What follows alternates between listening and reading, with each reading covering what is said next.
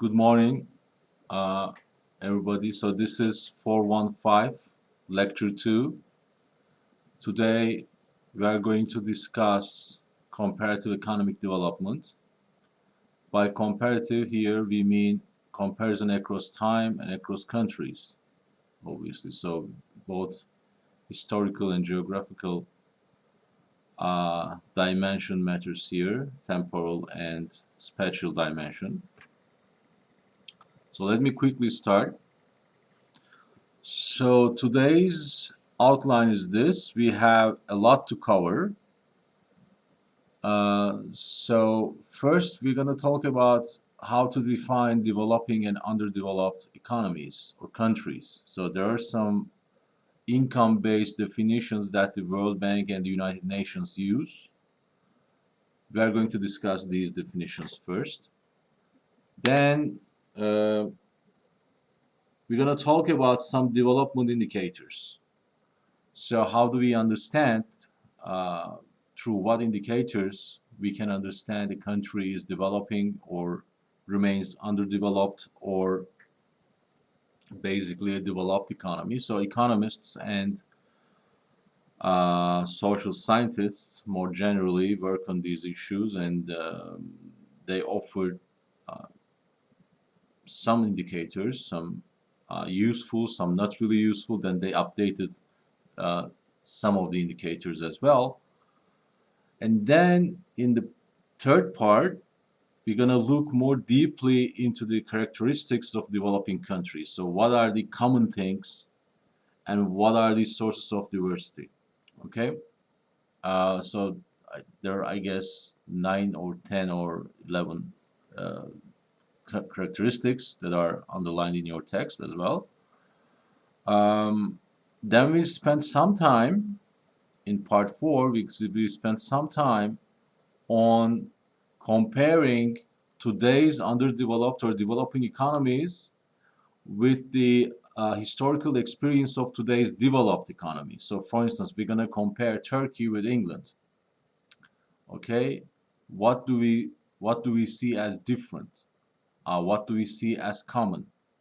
Right? Because remember last week's discussion, so every single developed economy of today was once an underdeveloped economy. Okay, so most of the stuff that we can attach with developing economies today or underdeveloped economies today is actually observed in the economic history, long-run economic history of developed nations as well. So those historical differences matter a lot. What are the common things that they face in 3 centuries apart, and what are the different things?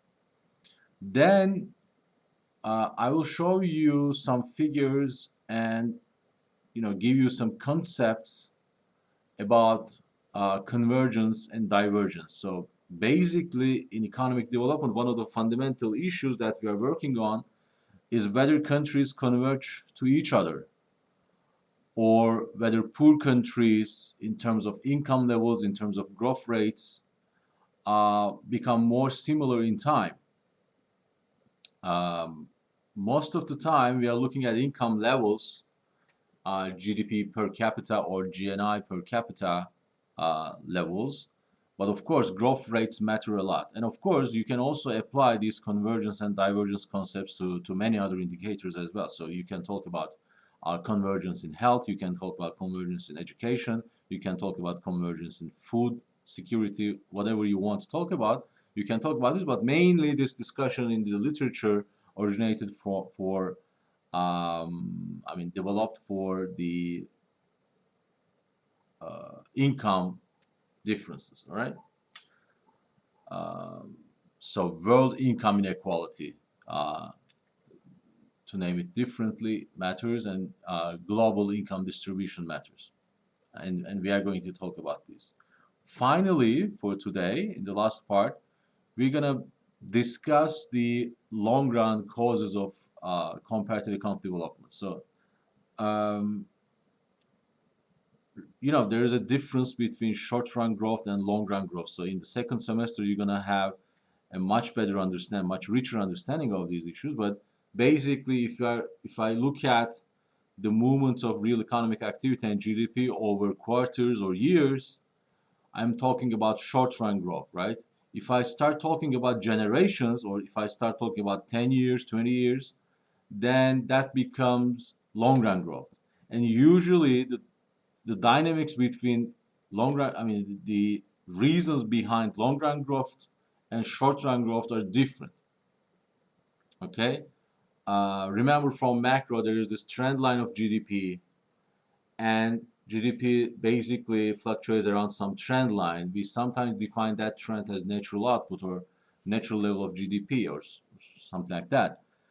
In the short run case, in short run growth, we are looking at the actual fluctuations around the trend. So in some episodes, for instance, a country can grow very fast, but then there's a crisis or a sudden stop or some economic turmoil, and then the economy can collapse.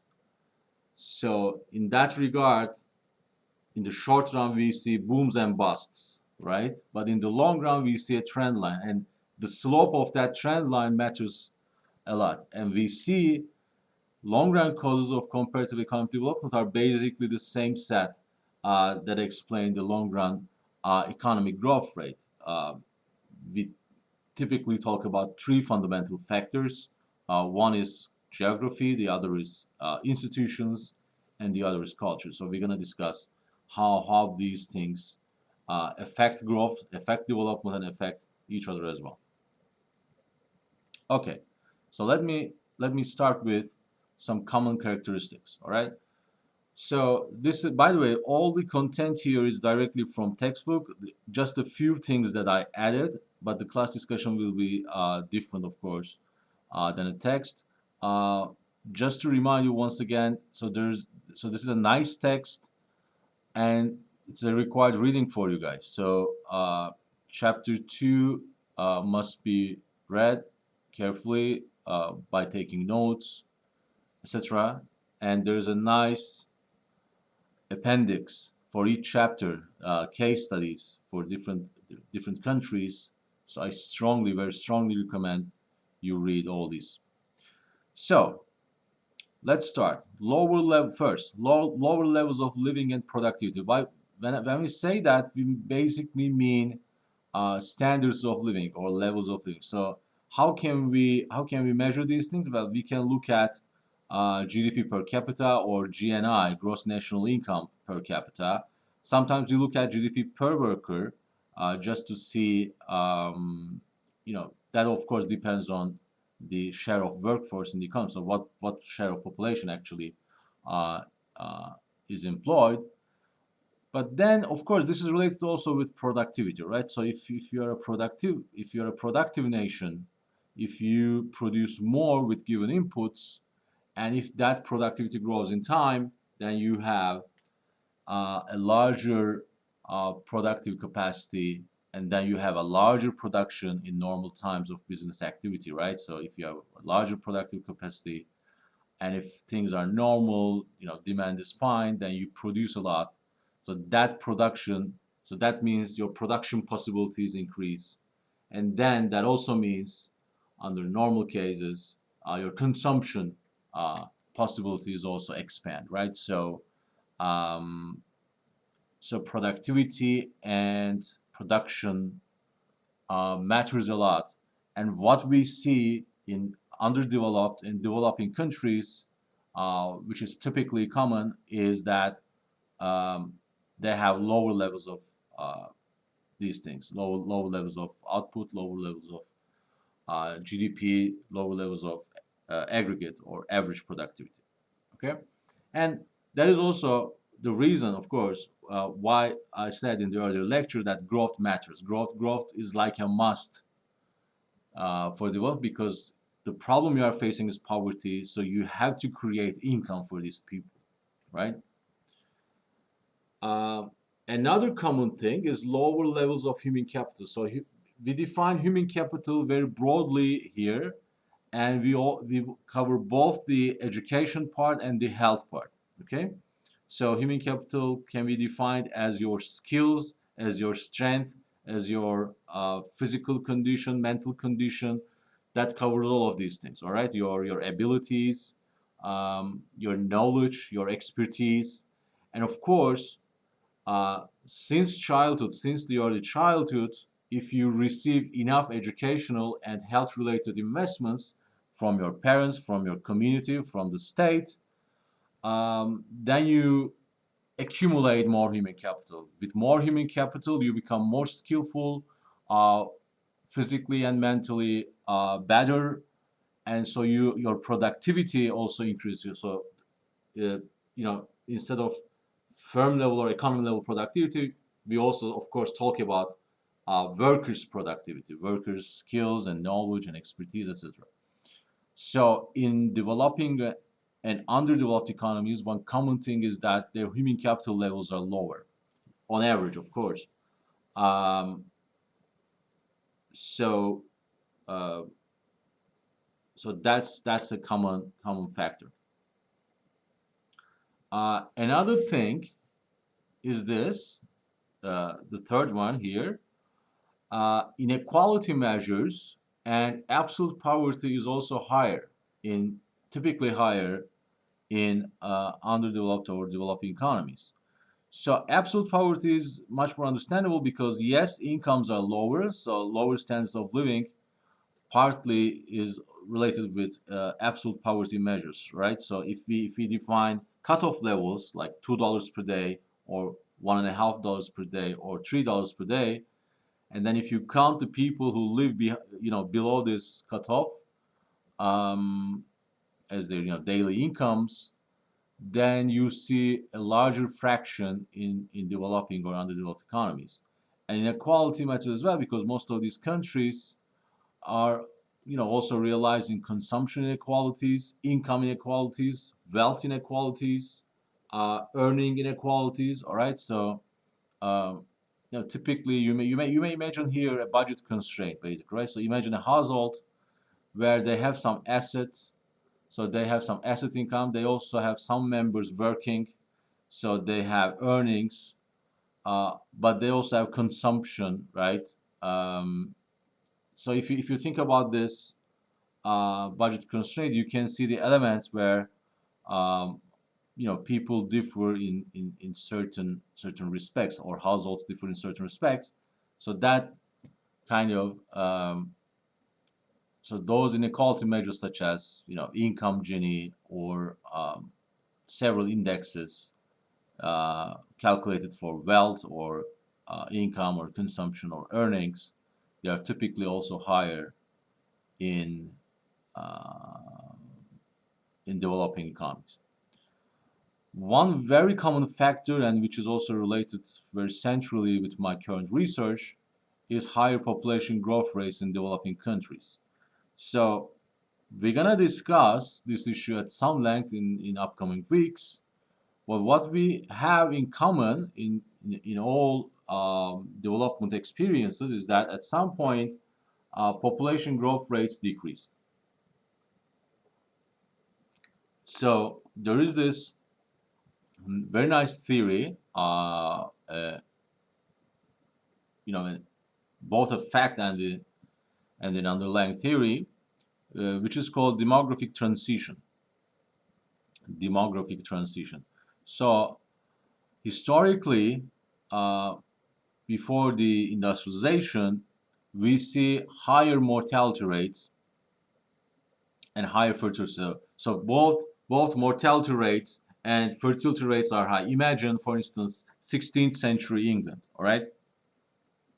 Or you can imagine, um, 12th century Middle East. So it doesn't really matter because most of these countries, most of the countries were similar before industrialization in terms of demography. So high fertility, high mortality.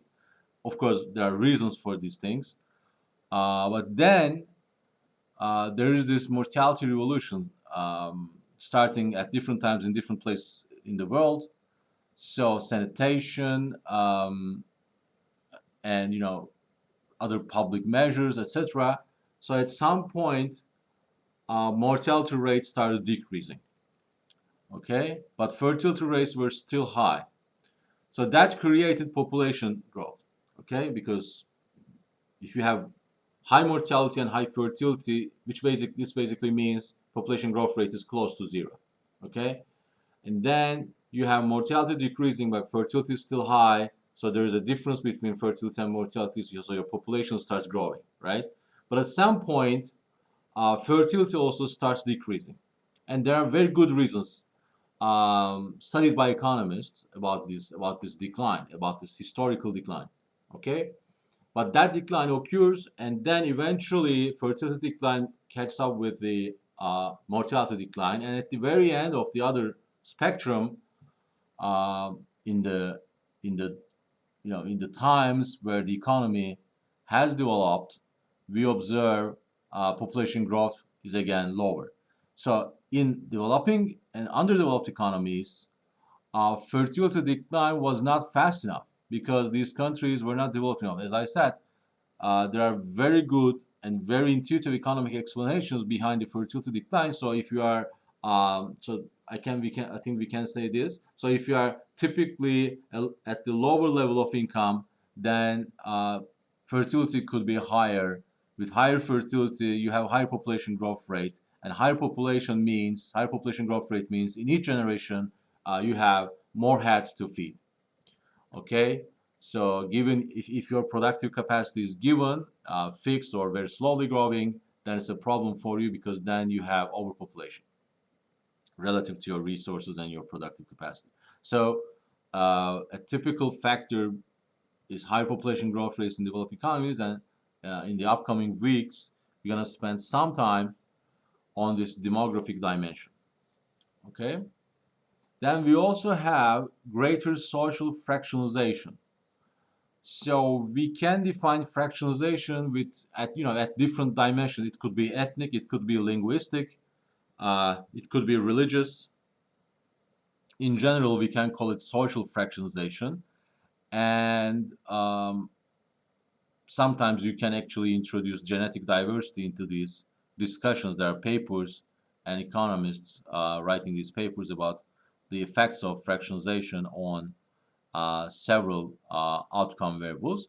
Um, we're going to discuss today that in many countries around the world, most of the conflict is principally, mainly due to these, fractionalization. If you look at in sub-Saharan Africa, if you look at Middle East, you can see these a lot, and also in South Asia as well. So we're going to discuss this as well. The effect of fractionalization on development outcomes a bit complex, but I will I will guide you through the ideas, and uh, you can also read, of course, other stuff.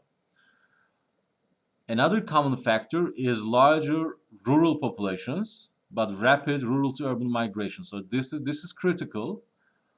Yes, we can remember that one of the processes that occur along with economic development is structural transformation and urbanization. So if a country is developing, then we see urbanization rates increase and the share of agriculture decrease, right? This also means in most of the cases the share of rural population decreases. So in underdeveloped or developing economies, we see a larger rural share of population, but in the meantime, the standard of living is not also very enjoyable in rural areas. So people migrate to urban areas. All right, and if you do not have enough jobs for these people in urban areas, then that creates structural urban problems. Low employment, low incomes, etc. Or much more specifically, we can call this urban poverty. So that's also a typical thing. Related with this is lower levels of industrialization.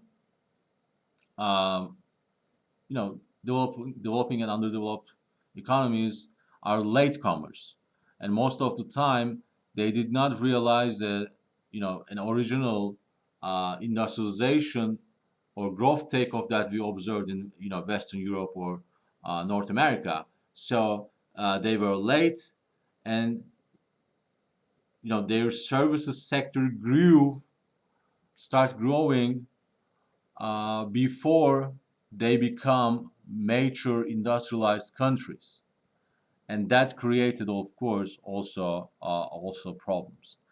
One other typical factor is adverse geography. So geography has several components.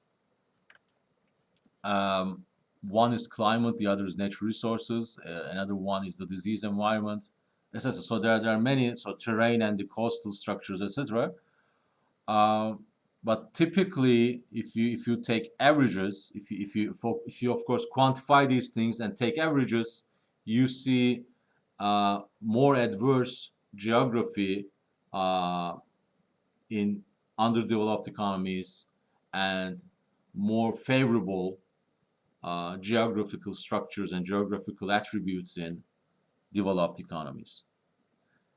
Uh, Also important is the market structures. Okay, uh, because modern capitalist accumulation and successful economic development requires there to be markets, so goods and services to be delivered, produced and delivered, and ideally uh, where price is equal to marginal cost, right? Um, but if you have missing markets, or your markets are not well developed, both physically and institutionally, all right? So physically there could be no market, or there could be no road or no bridge to access a particular market, or from an institutional perspective, your markets could be underdeveloped. Your social norms also affect uh, uh, the market access as well. Most importantly, I think, could be the financial sector, because if you do not have a well-developed financial sector, you cannot finance large investments. And development almost always require large investments. Okay, so industrialization, especially technology-based industrialization, requires high-risk investments and sometimes large sunk costs. So if your financial system is not developed, or there's no financial system at all, then people cannot pull together the resources that are necessary for this type of investment. So that's kind of a poverty trap itself. So we're gonna discuss this. Lastly, your textbook underlines the effect of colonial history. All right, so most of the developing economies of today are former colonies of Western powers. And then that created, of course, some long-run effects. Um, there's general agreement in the literature that those effects are either not very important, but if they are important, they are detrimental for the uh, the developing economies, the colonies. So there is, of course, the theft of resources. That's one channel, but there is also the institutional channel that I discussed. So in places where Western colonial powers uh, instituted, extractive setups, extractive frameworks, if their purpose was to only extract resources from this colonial country. For instance, the typical example is Belgium creating extractive institutions in Congo. Then of course that creates a long run effect on the institutional framework in Congo. All right, even if colonial period ends, there are some effects. So we're gonna discuss this, and there is also external dependence. So we see that um, these countries sometimes depend other international forces, other depend on other um, former colonial powers, that affects their trade relationships, that affect their foreign investment relationships, etc. So these are the common things that we are going to study, and actually we're going to look at each of these things over the course of our semester. So you're gonna learn a lot about these things, of course, under the condition that you read the text and follow the lectures. So let me stop here for a moment and ask you about, I mean, whether you have questions or comments on any of these common characteristics or something to add that would enrich our discussion.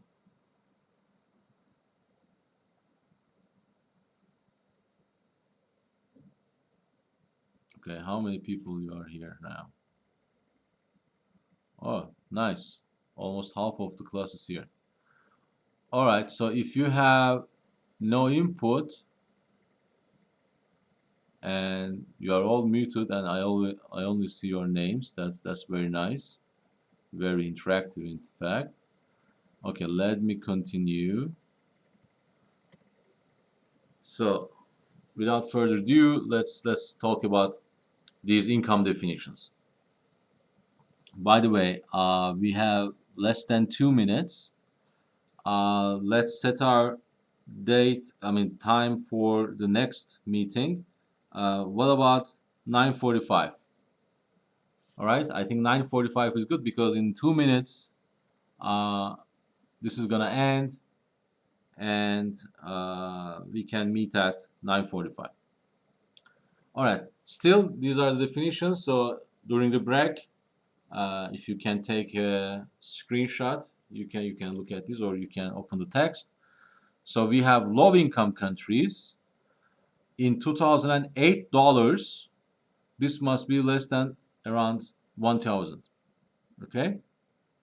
Then we have middle-income countries, where income is between $1,000, around $1,000, and $11,000 or $12,000. Again, in 2008 um, levels. We also have newly industrializing countries, NICs.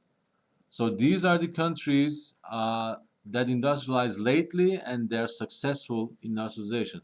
So typically, we are talking about East Asian countries here, but there are others. And we also have a United Nations definition, least developed countries. Of course, the set always changes in time, but we have basically low income, low human capital, and high economic vulnerabilities. All right. So sub-Saharan African economies, most of them are, or a large fraction of them are actually least developed because they all share these common patterns. All right. I have less than 1 minute, so I am closing this lecture.